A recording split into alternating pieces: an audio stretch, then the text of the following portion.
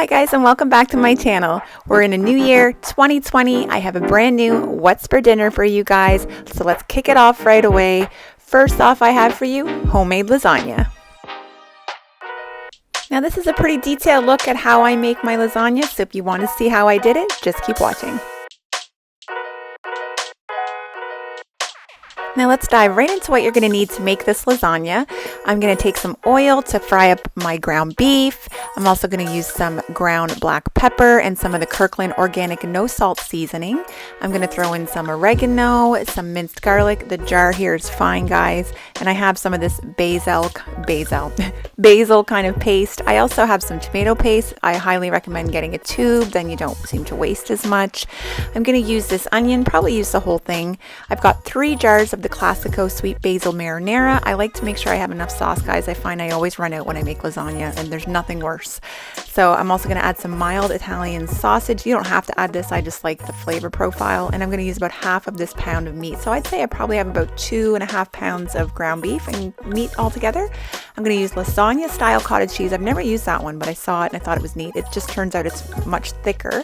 I'm going to use some ricotta and some shredded Parmesan. I recommend this over the grated shaker kind. Also, these express noodles from Catelli, not my favorite, but I wasn't in the mood to soak or pre-boil any noodles today. And a big bag of shredded mozzarella. I recommend mozzarella just because it has that nice cheese pull. And guys, here's everything you're going to need. So let's get right into the lasagna.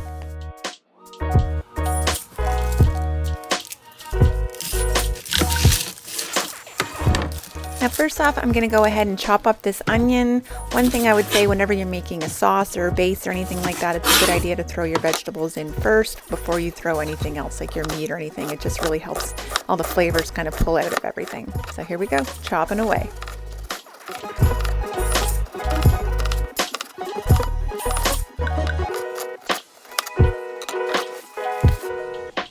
And here I'm just going to go ahead and add probably about 2 tablespoons of oil to this Dutch oven and just get it preheated before I add my onions. So I'm going to go ahead and throw my onions in. Now I like to go ahead and season my onions when I put them in the pan, so I'm going to go ahead and throw on some pepper, some of the minced garlic, about a teaspoon of it, and also some of the oregano leaves and some parsley. And you're going to see I go a little heavy-handed on the parsley, but it all worked out. I'll go ahead and season the meat again as well, but this is just something I like to do. I don't know why. I don't know if it makes a big difference, but nobody ever complains about my cooking. So I'm going to go ahead and throw in my ground sausage in here. And like I said, I'm only going to add about half of this ground beef, and it's medium ground beef.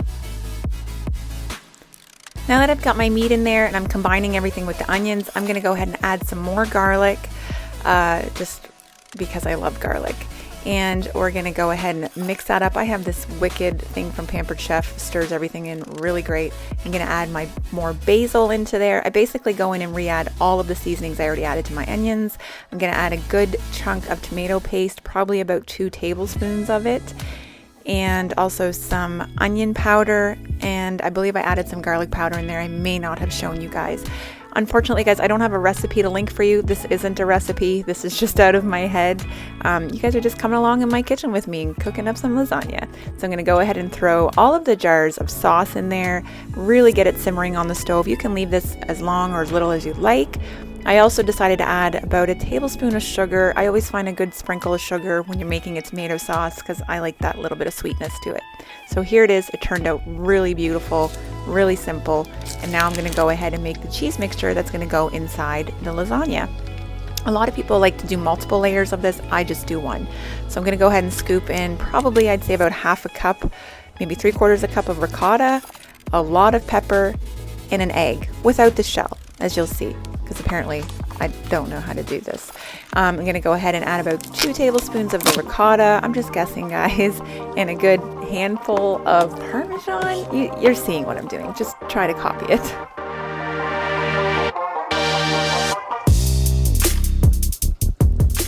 So go ahead and grab yourselves a halfway decent deep 9x13 pan.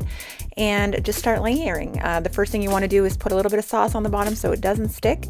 But here it is, guys. You're going to add your noodles, your sauce. I put 1 layer of ricotta and mozzarella. I add more noodles and sauce and mozzarella. And then I just keep layering it until I'm at the top of my pan. I only do the one of ricotta. Like I said, I just find it can get a little bit mushy if you do too many layers. Now I baked this at 375 for around 45 minutes. I did about the first 25 minutes uncovered to get everything toasted and melted. Once I thought it was toasted enough, I went ahead and covered it with aluminum foil so it wouldn't burn. But this is it, guys. This was our lasagna. This was our supper for Monday night.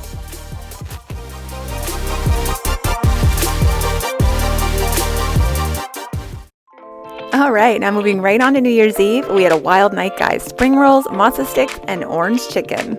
If you want to see how we put it all together, just keep watching. Now these are all things I got in my latest Costco haul, which I'll link below. But basically it's the Manchewok orange chicken, some of these spring rolls, and the Saint-Hubert matzo sticks. I'm really excited about the orange chicken. These spring rolls are amazing. Anyway, all of it's delicious. Look at the orange chicken. It looks like really nice little buffalo chicken bites. Super excited. Here we go. I got a Ninja Foodie for Christmas. Did I say I'm excited yet? Yeah, I was really excited. They all came with their own sauce. I'm not sure that I'm going to use them all. This spring roll sauce looks okay. It's just a plum sauce, I'm guessing. We never use the marinara sauce that comes with the matzo sticks. Just not a huge fan. We'll probably just use these two VH plum and cherry sauce because frankly the cherry sauce brings me back to my childhood. Comment down below if you guys have a foodie. I'm super happy. This is the first time that I'm using it. I was making these. Obviously I'm really out on the limb cooking frozen food, but I'm going to go ahead and add a little bit of oil to the fryer basket. The first thing we're going to do is the spring rolls. I think they take some of the longest. You'll see it's a bit of trial and error. They came out phenomenal.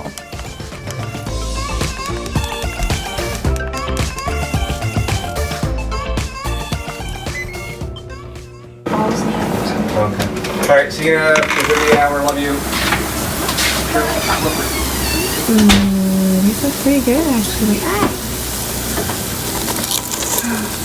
Wow, guys. Ow, ow. They're so crispy.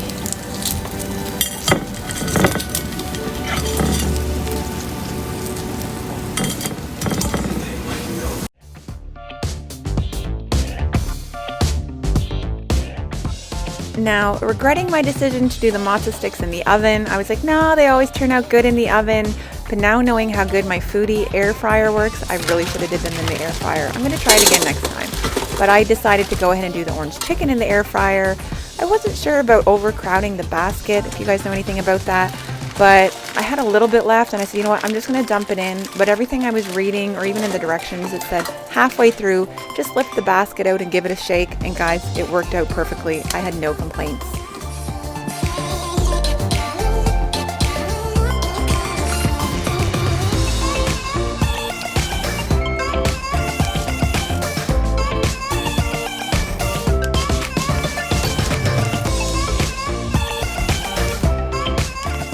I did end up pulling out this cooking cheat sheet. I thought it was awesome. It really helped, and I figured the best to equivalate the Manchewok orange chicken was to chicken nuggets. So I ended up having to go in and modify a little bit of my time on that.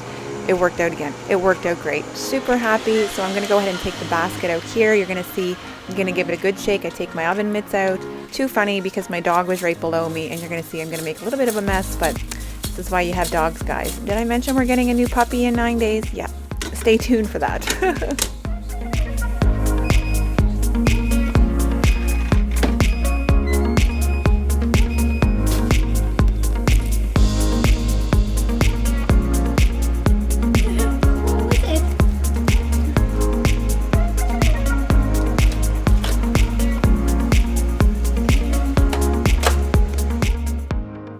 And the fun part about matzo sticks is that extra 10 seconds and they blow up. And they didn't turn out that great this time. I don't know, maybe it's because now I have the Foodie and I know how crispy food can get. So I have standards now, and frankly, my oven has not accomplished or achieved them. Sorry. Now these orange chicken bites from Manchewok turned out great in the Foodie, so I'm just going to go ahead and take them all out. I'm going to go ahead and separate a couple because I don't think the younger fella and maybe my other guy isn't going to really like them with the orange chicken sauce on them. But I am going to go ahead and douse the rest because I know that we will enjoy it. I will say, I wish it was a lemon or sweet and sour chicken. I'm not sure I will buy these again because I'm not a huge fan of the sauce. But that being said, I would buy them again because the chicken bites themselves were so delicious and tender and full of white meat that I guess you could almost just put your own sauce on there. It doesn't have to be the package that comes with it. Any VH sauce would work. But guys, here's the finished product. Spring rolls, matzo sticks, and orange chicken from Costco. It was really, really good, actually. It was really nice. A fun New Year's Eve meal. We enjoyed it, all frozen. See guys, it doesn't have to be complicated. Cooking doesn't have to be from scratch. Now, speaking of scratch, tonight we're having biscuits and beans, neither which are from scratch. I'm having Heinz beans, molasses with pork, and we are making the Cheddar Bay biscuits from Red Lobster, which are delicious. You get these at Costco. It's the best price. You get the most for your money. Go ahead, we're gonna add shredded cheddar cheese and cold water. I did not have any cheddar cheese, so I went ahead and added Tex-Mex. It turned out pretty good. I will say they were a little extra saltier than what I'm used to, but you just, super easy guys. You're gonna see this mix comes together super quick, and you scoop it onto a pan, you throw them in the oven, you melt the butter. Anyway, you're gonna see, it's delicious. Just watch.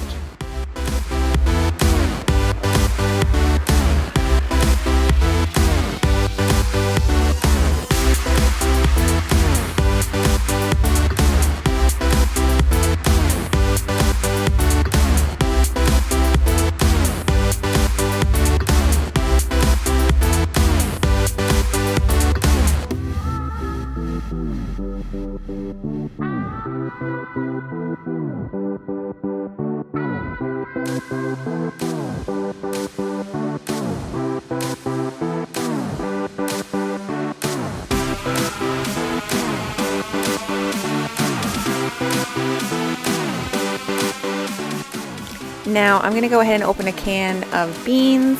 I plan on making a pot of homemade beans soon. I just, look at this. Guys, I can't do anything without making a mess. Anyway, I love all of them. I love the tomato sauce ones, the maple syrup ones, but these are the molasses and pork. They were so good, you guys, even with just a piece of bread and butter.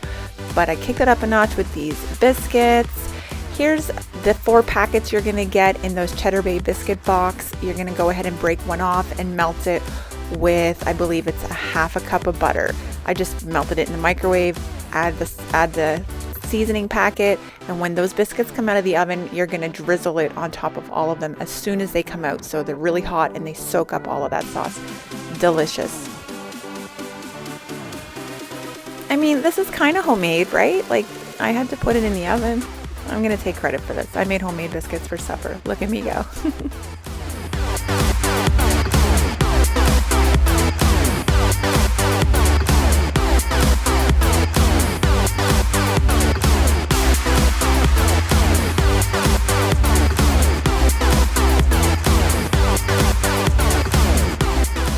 And here you have it. These are ready to eat immediately. I had a delicious warm biscuit with this cute little pot of beans. I was super happy. This was our supper. I was very happy.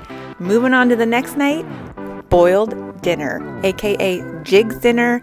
If you know anything about it, here's a quick little excerpt. But basically, I don't use brisket, as you can see. I use salt pork riblets. It's what my mom used when we were kids. You can get it in a bucket or a vacuum seal pack. It's amazing. There's nothing more comforting than throwing everything in a pot, boiling it, and consuming it. So here we go. If you want to see how I make a classic boiled dinner, keep watching. So key number 1 to making sure it's not a big pot of mush, cut your vegetables big enough. These huge wedges of cabbage will make sure that it's not mush. Again, with the turnip and the carrots, big chunks. You saw the potatoes as well. Make sure that everything is big enough and you're putting it all in at the right time. Obviously, a potato and cabbage don't cook at the same speed, so just be conscious of that when you're putting it in your pot.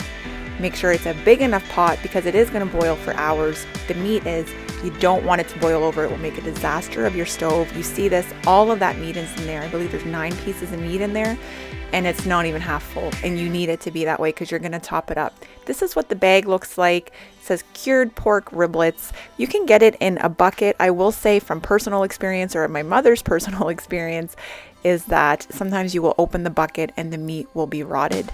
So after a few bad experiences, this is usually what we opt for, is the package where you can see what you're getting. The redder it is in the grocery store, the better.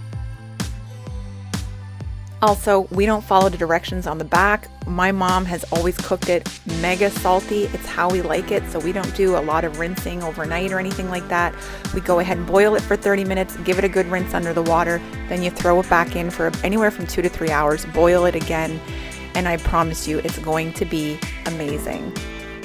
Once the meat is done at that point, you're going to go ahead and add your cabbage, turnips, and carrots because they're what take the most time. Probably your cabbage first, maybe 20 minutes later add your turnip and carrots, and then when there's about 20 minutes left, 25, add your potatoes. And I promise you guys, everything's going to turn out delicious. This was all together, the meat, everything. You're not adding anything. You're not adding salt, pepper, no summer savory. We go ahead and take all of the vegetables out and separate them when it comes time to eat. We leave the meat in the pot, and it's basically self-serve. Here it is, delicious, amazingly moist, melt in your mouth pork riblets. So good. The cabbage, you guys, oh, this was amazing. This is my childhood. It is my dream. You need to try this. Jig's dinner, boiled dinner, call it what you want. It's an East Coast staple. I hope you enjoyed this video, and please don't forget to stop by my channel to see what else is coming. Thanks and take care.